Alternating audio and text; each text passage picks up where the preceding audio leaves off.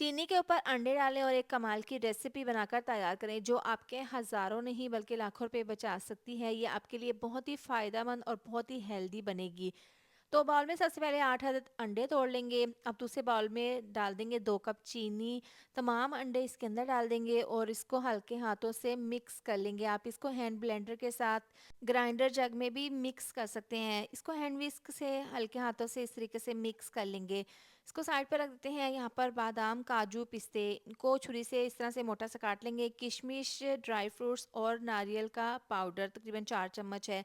अब देसी घी डाल देंगे कढ़ाई में। 1 कप गर्म करने के बाद इसमें थोड़े से इलायची के दाने डाल देंगे और इसमें 2 कप बेसन डाल देंगे। इसको मैंने छान लिया था। तकरीबन बेसन आधा किलो मैंने इस रेसिपी के लिए इस्तेमाल किया है।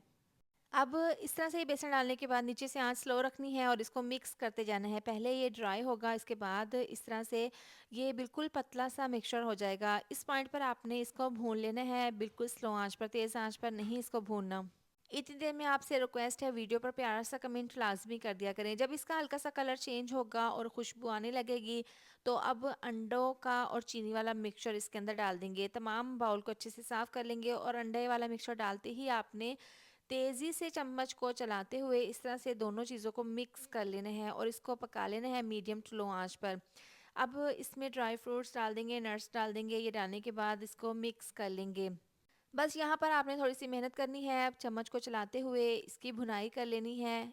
इसको इतना पकाना है कि ये हलवा हमारा दानेदार सा बन जाए। तकरीबन इसको 7 से 8 मिनट हो गए हैं। यहाँ पर देखें पहले से ही थिक हो गया है, दानेदार हो गया है।